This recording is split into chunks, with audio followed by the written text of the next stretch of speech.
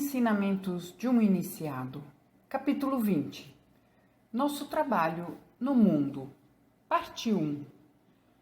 Publicado em maio de 1912. Observando o progresso dos trabalhos da Fraternidade Rosa Cruz, concluímos que ele não resulta dos esforços exclusivos de alguns membros. Ele é produto do trabalho conjunto dos irmãos maiores e de todos os membros da Fraternidade Rosa Cruz. Na dedicação a essa missão, encontramos uma excelente oportunidade para o desenvolvimento da alma. Não temos o direito de uso exclusivo do alimento espiritual, como não temos o direito exclusivo do alimento material. Devemos dar a todos a oportunidade de colaborar nesse trabalho, seja física, mental ou financeiramente, de acordo com o tempo, talento, aptidão e condições de cada um. Por outro lado, compreendemos a importância de nossa participação, sem a qual a obra poderá ficar incompleta. Nesse caso, seremos servos improdutivos dos irmãos maiores. A carga é superior à nossa capacidade de suportá-la. Portanto, para prosperarmos, a grande obra necessita de muitos colaboradores. Assim sendo, nessa lição, vamos repassar o histórico do trabalho efetivado até hoje. Dessa forma, os estudantes podem vislumbrar uma real perspectiva das linhas do futuro trabalho. Será necessário abusar do pronome eu. Peço aos estudantes a bondade e a compreensão de serem pacientes comigo nesse caso. Ninguém menos aprecia introduzir um elemento pessoal do que o autor, mas no caso presente parece ser inevitável. Temos deixado claro em nossa literatura, como ensinamento axiomático, que cada objeto no universo visível é a corporificação de um pensamento invisível, pré-existente. Fulton construiu um barco a vapor e Bell um telefone. O pensamento criador precedeu os primeiros modelos construídos em madeira e metal. Do mesmo modo, um escritor planeja e idealiza um livro antes de escrevê-lo.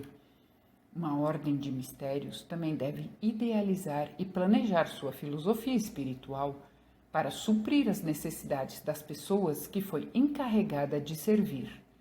Esse trabalho pode levar séculos. As investigações científicas são realizadas no isolamento dos laboratórios. As conclusões provenientes dos resultados experimentais não são divulgadas até estarem devidamente comprovadas. Esse rigor é necessário para assegurar e promover os avanços no âmbito da ciência. Analogamente, os ensinamentos espirituais destinados a incrementar o desenvolvimento de certo conjunto de almas afins não são divulgados a todos enquanto não ficar bem demonstrada sua eficácia entre os estudiosos e pesquisadores. Como as invenções, também as teorias ou projetos passam pelo estágio experimental.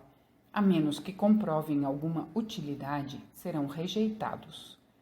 Também o ensinamento espiritual deve atingir um ponto de perfeição para ser divulgado e utilizado no trabalho do mundo. Se não for assim, sucumbe. Esse tem sido o método utilizado para divulgar os ensinamentos da sabedoria ocidental. Foram formulados pela Ordem Rosa Cruz com o objetivo de encontrar ressonância com a mente extremamente intelectualizada dos irmãos da Europa e da América. Há séculos atrás, nosso venerado fundador elegeu 12 irmãos maiores para colaborarem com essa obra. Todos, provavelmente, empenharam-se no estudo retrospectivo da evolução histórica das linhas de pensamento do ser humano. Elaboraram um inventário abrangente, talvez vários milênios.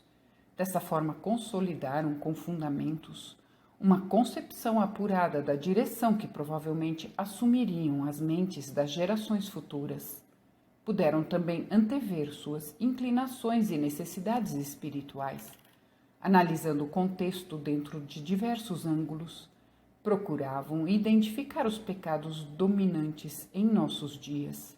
Chegavam sempre na inequívoca conclusão: orgulho intelectual, intolerância e impaciência diante das limitações e restrições. Formular uma filosofia capaz de satisfazer os apelos do coração e, ao mesmo tempo, capaz de corresponder aos clamores do intelecto. Enfatizaram a importância do domínio próprio como o melhor meio para vencer as limitações humanas. Recebemos milhares de cartas, de apreço de diferentes cantos do mundo, das altas esferas às camadas mais baixas. Atestam o desejo ardente da alma e a satisfação proporcionada pelos ensinamentos. Mas à medida que o tempo passa, daqui a 50 anos, talvez um século ou 2, quando as descobertas científicas confirmarem muitas das afirmações contidas no conceito Rosa Cruz do Cosmos, quando a inteligência da maioria se tornar ainda mais aberta, os ensinamentos Rosa Cruzes darão satisfação espiritual a milhões de espíritos que buscam esclarecimento. Neste caso, percebemos como é indispensável o prudente e criterioso cuidado dos irmãos maiores, antes de confiar em tão importante missão a qualquer um. Os ensinamentos serão divulgados apenas em momentos decisivos para as futuras épocas, como as sementes são plantadas no começo do ciclo anual.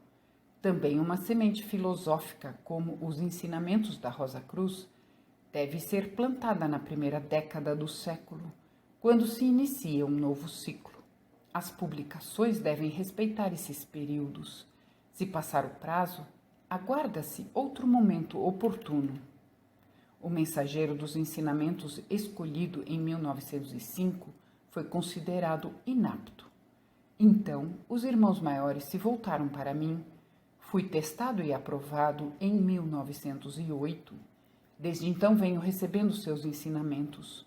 O livro O Conceito Rosa Cruz do Cosmos foi publicado em novembro de 1909, pouco antes do fim da primeira década, exatamente 1 ano e 1 mês antes. Amigos organizaram o manuscrito original e fizeram um trabalho esplêndido.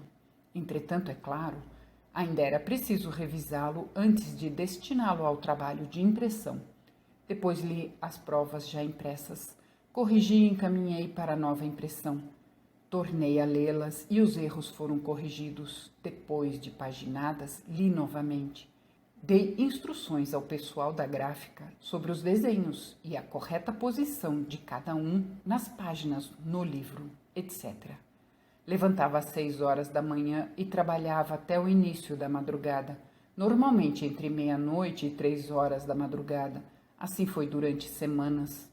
Tudo em meio a confusões intermináveis envolvendo comerciantes e o ruído de Chicago agredindo meus ouvidos. Muitas vezes cheguei ao limite de minha resistência nervosa. Ainda assim consegui concentrar-me e redigi muitos temas novos para o conceito. Eu teria sucumbido, não fosse o apoio dos irmãos maiores. Era obra deles e eles me forneceram todo o suporte. Minha função era trabalhar até o limite de minhas forças e capacidade, deixando o resto aos cuidados deles. Contudo, eu era quase uma ruína quando essa tarefa se consumou. Talvez agora todos entendam a minha atitude no que se refere ao conceito Rosa Cruz do Cosmos. Mais do que ninguém, permaneço extasiado diante de seus maravilhosos ensinamentos e posso fazê-los sem falsa modéstia, porque o livro não é meu. Ele pertence à humanidade. Inclusive, nem parece que fui eu que o escrevi. Sinto-me absolutamente impessoal no assunto. Minha tarefa é cuidar de sua correta publicação e dos direitos autorais com o intuito de protegê-lo contra deturpações. Contudo, logo que seja possível encontrar depositários responsáveis e competentes, a Fraternidade Rosa Cruz será incorporada. Todos os meus direitos autorais passarão para a instituição, juntamente com tudo mais que me pertença, pois faz parte do acordo com os irmãos que qualquer lucro resultante da obra a ela deve reverter. Aceitei essa condição voluntariamente. Nem eu, nem a senhora Handel visamos ganhos materiais. A nós importa somente o suficiente para levar adiante esse trabalho.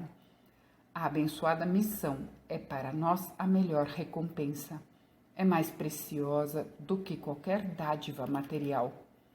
Entre algumas opiniões e tolices publicadas sobre a Ordem Rosa Cruz, destaquemos uma que afirma uma grande verdade. Ela anseia curar os doentes. Antigas ordens religiosas acreditavam no flagelo do corpo como meio para se alcançar o desenvolvimento espiritual. Os Rosa Cruzes, pelo contrário, demonstram um maior zelo por esse instrumento. Um corpo saudável é indispensável para a manifestação de uma mente sã. Curar os enfermos e pregar os evangelhos da era de Aquário são as duas atividades fundamentais para os zelosos seguidores de Cristo, e todos esperam ansiosamente pelo dia do Senhor. Com esse espírito, norteamos a totalidade do nosso trabalho no mundo. Os irmãos maiores sabem que o abuso da força sexual, estimulado pelos espíritos lucíferos, deixa sequelas no corpo. A perversão do amor, luxúria, é responsável por doenças e debilidades. Por isso, o método Rosa Cruz de Cura ensina a manter saudável o corpo denso. Somente um corpo são pode hospedar uma mente sadia e um coração pleno de amor puro. A concepção sem mácula proporciona corpos cada vez mais puros e abrevia o advento do reino de Cristo. Somente a pureza pode libertar o espírito da carne. Lembremos, a carne e o sangue não podem herdar o reino dos céus. Pregar o evangelho da próxima era é tão necessário quanto curar os enfermos. O sistema de cura desenvolvido pelos irmãos maiores combina as melhores técnicas e métodos praticados por diversas escolas atuais. Conta com um método de diagnose e tratamento tão exato quanto simples. Assim foi dado um grande passo para elevar e promover o trabalho na área da cura.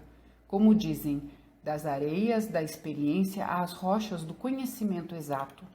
Na noite de 9 de abril de 1910, quando a lua nova transitava por Áries, o mestre apareceu em meu quarto e disse que uma nova década, ciclo, havia começado naquela noite. Na noite anterior, minhas obrigações com o recém-inaugurado Centro da Fraternidade de Los Angeles haviam terminadas. Viajei e proferi conferências 6 noites por semana, além de algumas tardes. Depois da experiência em Chicago, na época da edição, adoeci e afastei-me do trabalho em público para descansar e recuperar o vigor físico. Tinha ciência dos perigos envolvidos quando abandonava conscientemente meu corpo enfermo. O éter estava muito desvitalizado e o cordão prateado pode romper-se com facilidade. A morte sob tais condições causaria os mesmos sofrimentos que o suicídio. Por isso, previne-se sempre o auxiliar invisível para permanecer em seu corpo quando este está enfermo. Mas por solicitação do mestre, eu ficava de prontidão para os voos da alma até o templo. Nesse ínterim, alguém ficava incumbido de cuidar do meu corpo ainda debilitado.